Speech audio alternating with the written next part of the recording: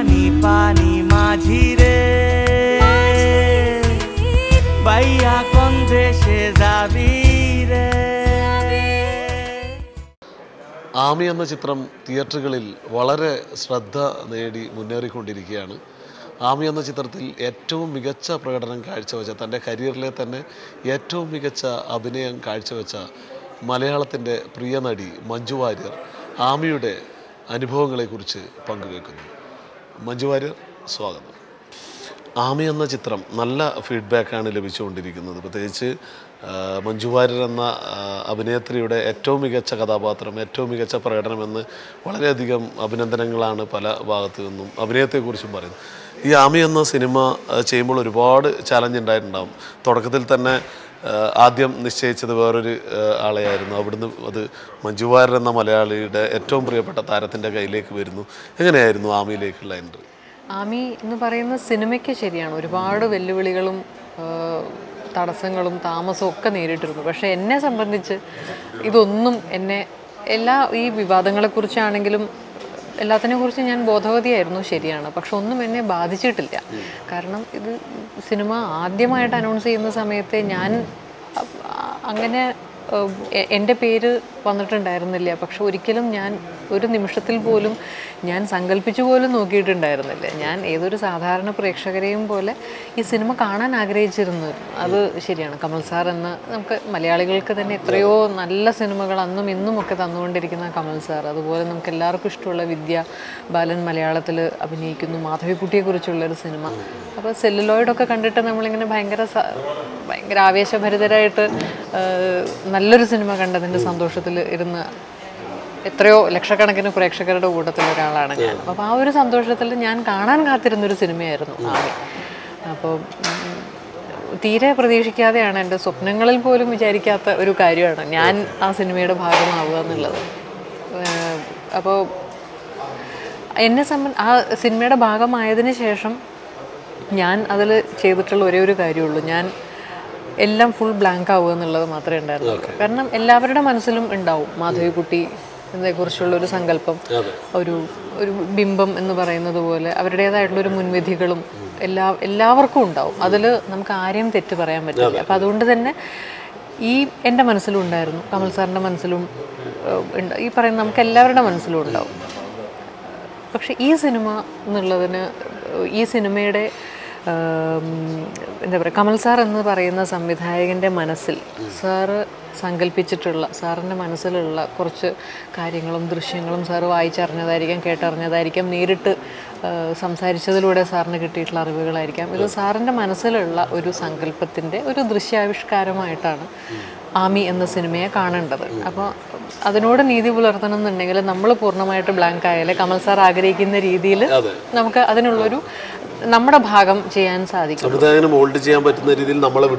അത്രേ അതെ. ഞാൻ എല്ലാ സിനിമകൾക്കും അത് തന്നെയാണ് ഞാൻ ചെയ്യാറ്. സ്വന്തമായിട്ട് ചെയ്യാനുള്ള കഴിവൊന്നും എനിക്കില്ല.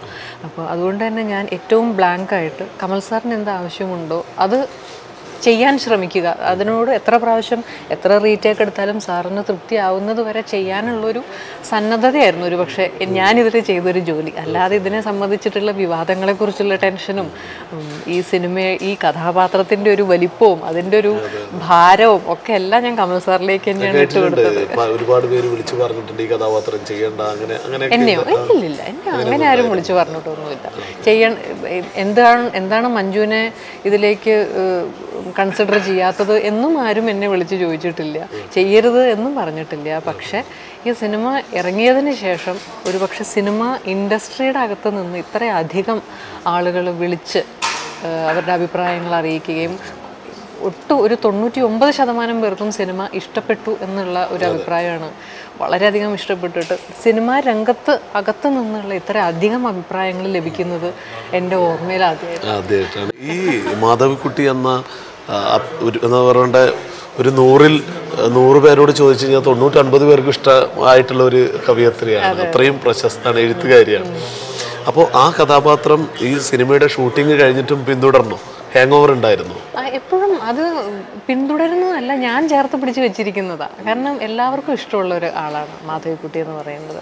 അത് ഈ സിനിമ ചെയ്തു കഴിഞ്ഞപ്പോൾ എനിക്ക് ഇഷ്ടം കൂടുകയാണ് ചെയ്തത്. കാരണം നമ്മൾ ഇപ്പോഴും ഈ സിനിമ ചെയ്യുമ്പോഴും ചെയ്തു കഴിഞ്ഞപ്പോഴും ഇപ്പോഴും നമുക്ക് ആർക്കും പിടിതരാതെ വളരെ കുസൃതിയോടെ മാറി നിൽക്കുന്ന ഒരു വ്യക്തിത്വമായിട്ടാണ് എനിക്ക് തോന്നിയിട്ടുള്ളത്. കാരണം ഇതിൻ്റെ സീൻസൊക്കെ കണ്ടാൽ തന്നെ അറിയാൻ പറ്റും. അവരുടെ മാധവിക്കുട്ടിയുടെ കുടുംബാംഗങ്ങളിൽ നിന്ന് നമുക്ക് കിട്ടുന്ന അറിവുകൾ വെച്ചിട്ടായാലും അവരുടെ കഥകൾ വായിച്ചു കഴിയുമ്പോൾ എവിടെയോ ഒരു കുസൃതിയുണ്ട്. ചിലപ്പോൾ നമ്മൾ ഈ എഴുതിയതൊക്കെ ചിലപ്പോൾ സത്യമായിരിക്കാം, ചിലപ്പോൾ സങ്കല്പമായിരിക്കാം. ചിലത് തന്നെ മാധവിക്കുട്ടി തന്നെ പറഞ്ഞിട്ടുണ്ട്, അത്ര ഞാൻ ചുമ്മാ എഴുതിയതാ എന്ന് പറഞ്ഞിട്ടുണ്ട് ചിലതിൽ.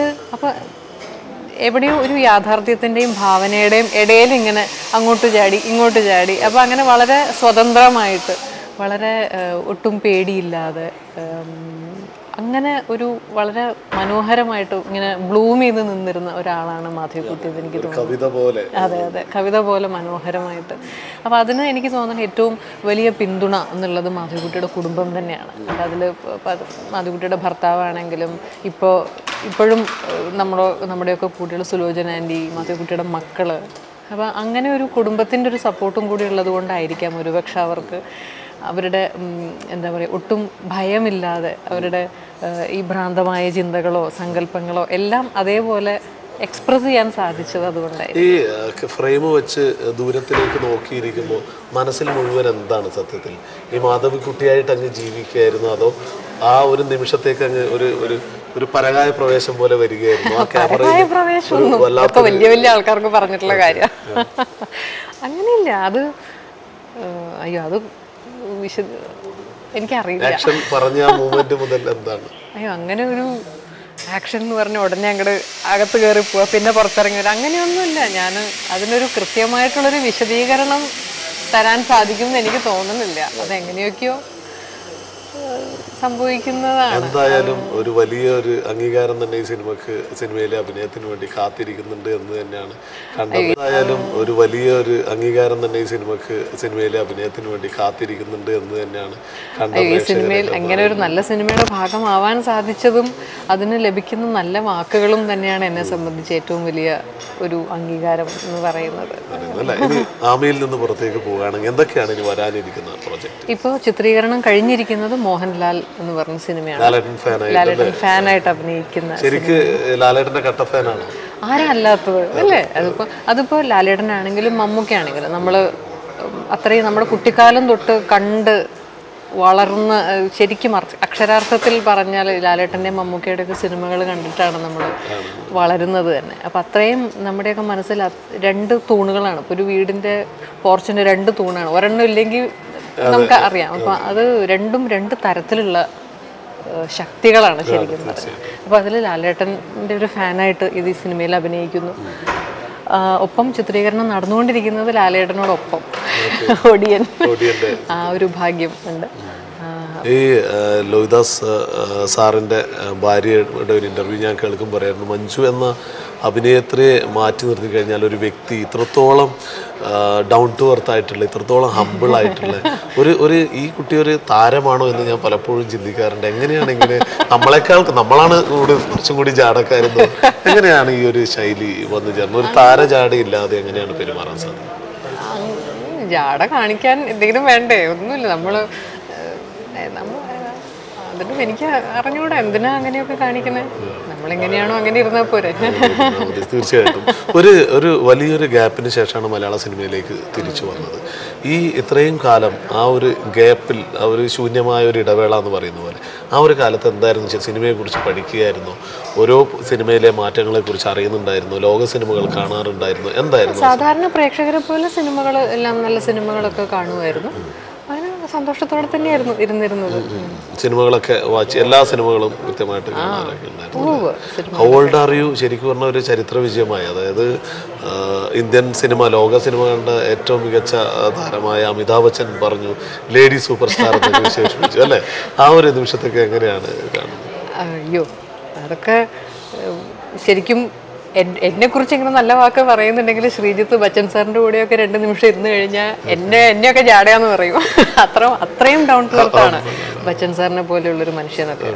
അത്രയും നമ്മുടെ ഒരു രാജ്യം അല്ലെങ്കിൽ ലോകം തന്നെ ഏറെ ബഹുമാനത്തോടെ നമുക്ക് നമ്മുടെ മനസ്സിലൊരു ബിംബമായിട്ട് നമ്മൾ കൊണ്ടു നടക്കുന്ന ആ ഒരു മനുഷ്യൻ ഞാൻ സെറ്റിലേക്ക് നടന്നു വരുമ്പോൾ എന്നെ കാണുമ്പോൾ എഴുന്നേറ്റ് നിന്ന് തൊഴണമെങ്കിൽ അദ്ദേഹത്തിൻ്റെ ആ ഒരു ഡൗൺ ടു എർത്ത് എന്ന് പറയുന്നതിൻ്റെ അക്ഷരാർത്ഥത്തിൽ ഒരുപാട് പഠിക്കാനുണ്ട്. അപ്പം അദ്ദേഹം അത് മാത്രമല്ല, അദ്ദേഹം ഇപ്പോൾ ജോലിയോട് കാണിക്കുന്ന ഒരു ആത്മാർത്ഥതയും പങ്ക്ച്വാലിറ്റിയും ഒരു ഫിലിമിന് മറ്റേ ഷോട്ടിന് വന്നിരുന്നു കഴിഞ്ഞാൽ ആ ഫുൾ ആഡ് ഫിലിം എടുത്ത് തീർക്കാതെ അദ്ദേഹം അവിടെ നിന്ന് ക്യാമറയുടെ മുന്നിൽ നിന്ന് പോവില്ല.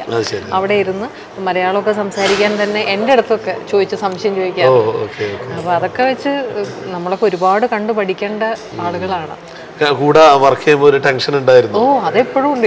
ഇപ്പോഴും എനിക്ക് ഇരിക്കാനും പോലും പേടിയാണ്. എനിക്ക് അദ്ദേഹം സെറ്റിലേക്ക് നടന്നു വരുമ്പോൾ തന്നെ നമ്മളിങ്ങനെ ഒരു വിറയലാണ് നമുക്ക് വരിക. അന്യഭാഷാ ചിത്രങ്ങളിൽ നിന്നുള്ള ഓഫറുകളൊക്കെ എങ്ങനെയാണ് വരുന്നുണ്ടോ? വരുന്നുണ്ട്. എല്ലാം ദൈവം അനുഗ്രഹിച്ച് എല്ലാം ശരിയാവുകയാണെങ്കിൽ ഈ വർഷം ഒരു തമിഴ് സിനിമയിൽ അഭിനയിക്കാനുള്ള ഒരു ഭാഗ്യം എനിക്ക് കിട്ടുമായിരിക്കാം. ദൈവം അനുഗ്രഹിച്ച്. ഏത് കഥാപാത്രമാണ് എനിക്ക് ചെയ്യണമെന്ന് ആഗ്രഹിച്ച് മനസ്സിൽ സൂക്ഷിക്കുന്ന ഏതെങ്കിലും ഒരു കഥാപാത്രം? അങ്ങനെയില്ല, എനിക്ക് ഒരുപാട് കഥാപാത്രങ്ങൾ ചെയ്യണമെന്നുണ്ട്, ഒരുപാട് നല്ല സിനിമകളിൽ ചെയ്യണമെന്നുണ്ട്. അങ്ങനെ ഇനി ഇങ്ങനൊരു ആഗ്രഹം എന്ന് പറയാൻ ഞാൻ അത്രയധികം കഥാപാത്രങ്ങളൊന്നും ചെയ്തിട്ടില്ല. പിന്നെ എനിക്ക് ചെയ്യാൻ ഭാഗ്യം ലഭിച്ചിട്ടുള്ള കഥാപാത്രങ്ങളൊക്കെ ആമി എന്നെ എടുക്കുകയാണെങ്കിൽ ഞാൻ സ്വപ്നത്തിൽ പോലും വിചാരിക്കാത്ത ഒരു കഥാപാത്രമാണ്. നല്ല കഥാപാത്രങ്ങൾ നല്ല ഫിലിം മേക്കേഴ്സിൻ്റെ കൂടെ, നല്ല അഭിനേതാക്കളുടെ കൂടെ, നല്ല സിനിമകളിൽ അഭിനയിക്കണം. അത് എത്ര എണ്ണം ആയാലും ഏത് തരത്തിലുള്ളതായാലും എനിക്ക് സന്തോഷം. വരട്ടെ എന്ന് ആഗ്രഹിക്കുന്നു. ഒരുപാട് നല്ല കഥാപാത്രങ്ങൾ വരട്ടെ. ലോകം അറിയപ്പെടുന്ന ഒരു അഭിനേത്രി ആവട്ടെ. കാരണം കേരളം മാത്രമല്ല, ഇന്ത്യ മാത്രമല്ല, ലോകം മുഴുവൻ അറിയപ്പെടാനുള്ള എല്ലാ പൊട്ടൻഷ്യലുള്ള ഒരു കലാകാരിയാണ്. ഒരുപാട് അവാർഡുകളും ഒക്കെ തേടിയത്ര സർവശക്തന് എല്ലാ അനുഗ്രഹങ്ങളും നൽകട്ടെ. NTV പ്രേക്ഷകരോട് എന്താണ് പറയാൻ? ഒരുപാട് സന്തോഷം മാത്രമേ ഉള്ളൂ. സന്തോഷവും ഇത് എന്നെ മുന്നോട്ട് കൊണ്ടുപോയിട്ടുള്ളതും കൊണ്ടുപോകുന്നതുമെല്ലാം ഇപ്പോൾ നാട്ടിലാണെങ്കിലും ഇവിടെ ദുബായിലാണെങ്കിലും പ്രവാസി മലയാളികൾ ഏതെടുത്താലും എന്നും എൻ്റെ ശക്തിയായിട്ട് എന്നോടൊപ്പം നിന്നിരിക്കുന്നത് പ്രേക്ഷകരുടെ ഒരു സ്നേഹവും വാത്സല്യവും പ്രോത്സാഹനവും പ്രാർത്ഥനയും ഒക്കെയാണ്. അത് എന്നും ഉണ്ടാവണം എന്നുള്ളൊരു പ്രാർത്ഥന മാത്രമേ ഉള്ളൂ. എല്ലാ സിനിമകളെയും പ്രോത്സാഹിപ്പിക്കുക, ഞങ്ങളെ മുന്നോട്ട് നയിക്കുക, അത്രേ പറയാനുള്ളൂ. Thank you. ഒരുപാട് താങ്ക് യു ശ്രീ. पानी माझी रे भैया कोन देशे जाबी